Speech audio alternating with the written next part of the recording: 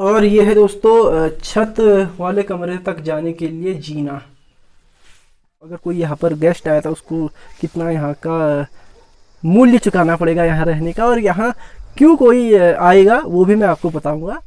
Hello जी, राम राम दोस्तों, कैसे हैं आप सभी। उम्मीद करता हूँ अच्छे होंगे। मैं भी एकदम बढ़िया हूँ दोस्तों।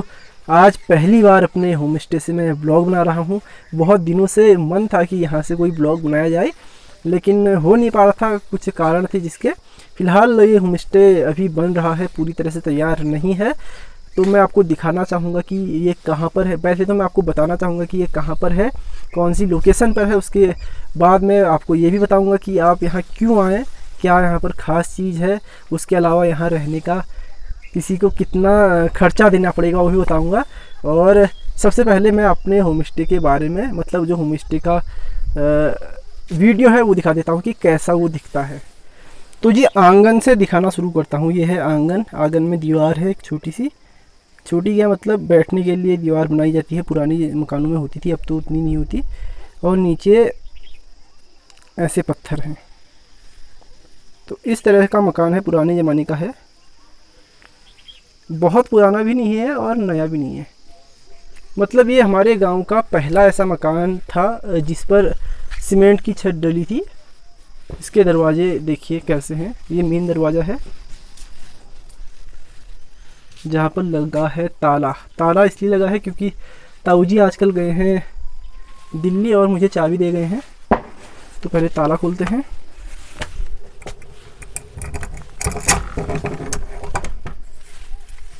आज दीपावली है दोस्तों। मुझे यहाँ पे मालाएं लगानी है, कुछ बिजली वाली और कुछ दिए जलाएंगे। तो ये देख सकते हैं आप, सीढ़ियाँ हैं ऊपर को।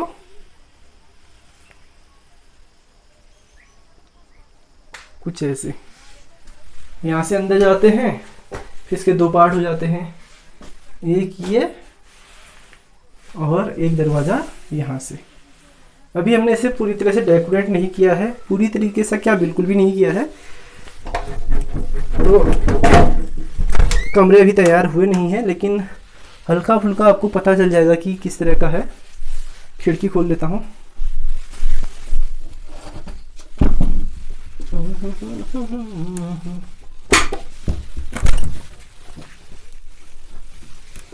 वाह, जब खिड़की खुलती है तो बाहर कुछ ऐसा दिखता है। अभी मैं छत में जाऊंगा तो वहां से दिखाऊंगा आपको। पुरानी खिड़कियों की भी अलग ही माया है दोस्तों। फिर आता है ये वाला कमरा। यहाँ के लिए मुझे फ़ोन की फ्लैश लाइट जलानी पड़ेगी शायद। नहीं, लाइट है, ठीक है। तो दोस्तों ये पुराने ज़माने का कमरा है, एकदम पुराने ज़माने का। यहाँ पर भी एक खिड़की है, उसे खोल देता हूँ। देख सकते हैं आप, यहाँ पर मिट्टी की दीवारें हैं।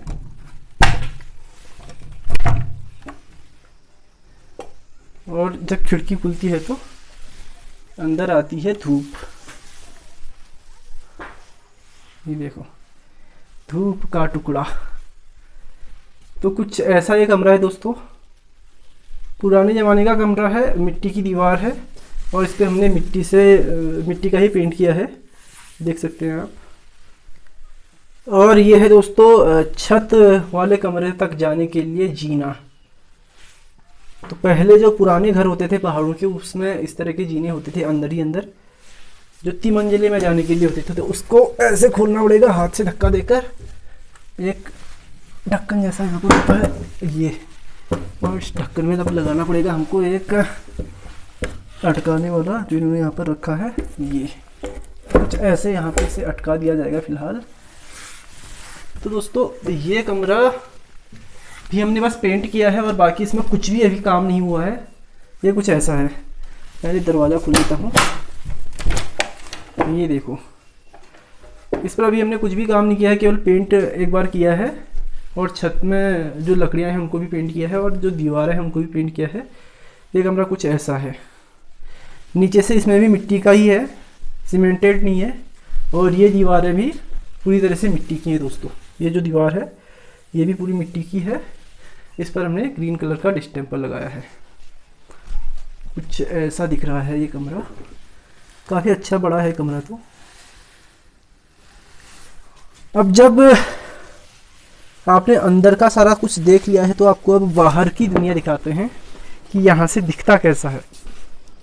ये देखो दोस्तों,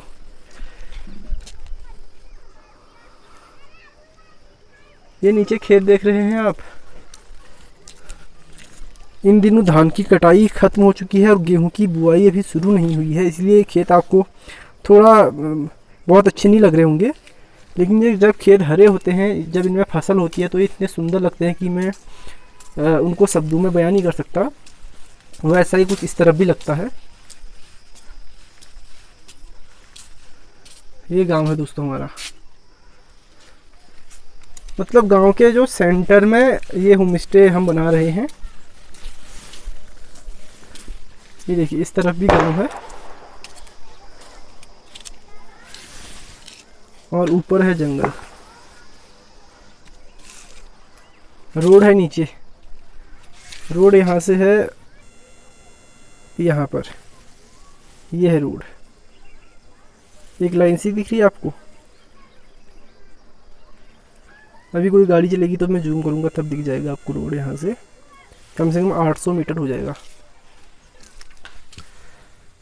तो दोस्तों कुछ इस तरह से है हमारा होम स्टे, आपने देख लिया मोटा मोटा। अभी इसे हमें थोड़ा बदलना है, मतलब कि सजाना है, बहुत अच्छे से डेकोरेट करना है।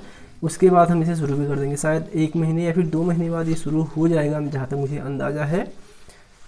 कई लोग गांव में मेरे से पूछते हैं कि यहाँ पर कौन आएगा इतना ऊपर, रोड से मतलब एकदम जुड़ा हुआ नहीं है, कम से कम 700-800 मीटर हो जाता है यहाँ आने तक। तो मैं उन्हें बस यही कहता हूँ कि आएंगे मेरे ख्याल से, क्योंकि मुझे भरोसा है कि बहुत सारे लोग यहाँ पर आएंगे, उन्हें पसंद आएगा हमारा गांव।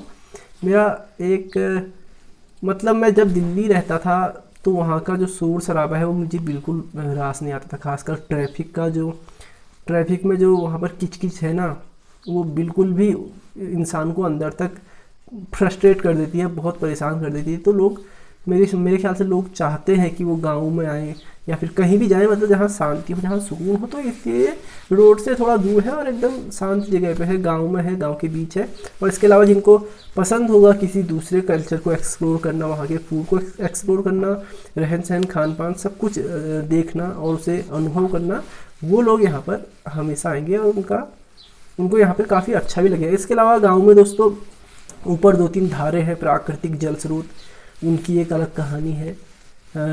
सामने एक धार है, धार मतलब कि एक ऊंचा स्थान जहाँ से बहुत सुंदर से नज़ारे दिखते हैं, वहाँ पर वो कैंप लगा सकते हैं। ऊपर एक ट्रैक है, भतीनेश्वर मंदिर का ट्रैक है, एक दूसरा ट्रैक है पिनाथेश्वर का। एक ट्रैक 3-4 किलोमीटर का है, 12-14 किलोमीटर का है, तो वो कर सकते हैं। काफ़ी कुछ यहाँ पर है करने के लिए। इसके अलावा नज़दीक में दोस्तों कौसानी है। काफ़ी देर मैंने मुझे लग रहा है बताने में कर दी कि ये लोकेशन कहाँ पर है। तो दोस्तों ये जो गांव है हमारा, ये है सोमेश्वर में। सोमेश्वर एक छोटा सा कस्बा है उत्तराखंड का, बहुत ही सुंदर है।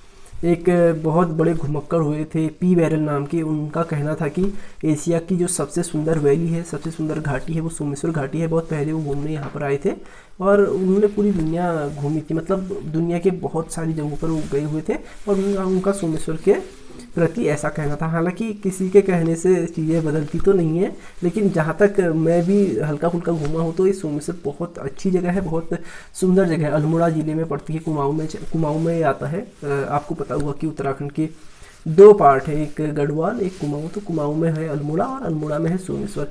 जहाँ पर हमारा होम स्टे है, इसके आसपास की जगहों के बारे में बताऊँ तो दोस्तों कौसानी है।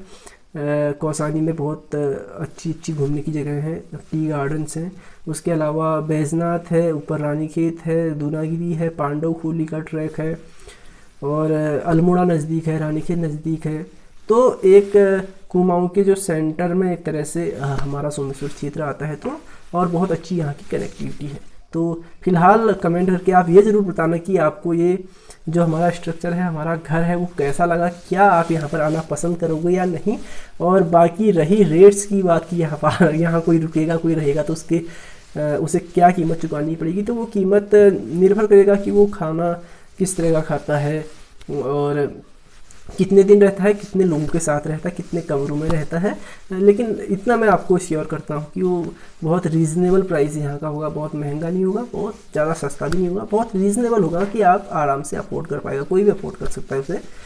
क्योंकि मैं दिल से चाहता हूँ कि मेरे गांव के बारे में लोग जानें, हमारे पहाड़ के बारे में जानें, मेरे सोमेश्वर घाटी जो हमारी सोमेश्वर वैली है उसके बारे में जानें। इसलिए मेरा मकसद है कि इस जगह को थोड़ा पॉपुलर किया जाए और लोग यहाँ घूमने आए, क्योंकि यहाँ रहने के लिए कुछ से दिक्कत है, मतलब होटल्स नहीं है, होम स्टे नहीं है उतने, शायद एक होम स्टे इस बीच खुला है सोमेश्वर में।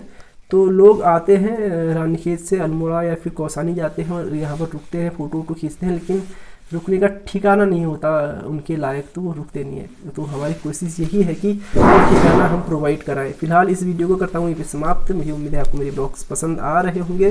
अगर आपको मेरे डेली ब्लॉग अच्छे लग रहे हो तो मेरे YouTube channel Raju Negi blog को आप सब्सक्राइब कर लेना। मिलते हैं आपको कल सुबह फिर से 8 बजे। तो फिर tata bye bye, take care, ख्याल रखिए, टाटा।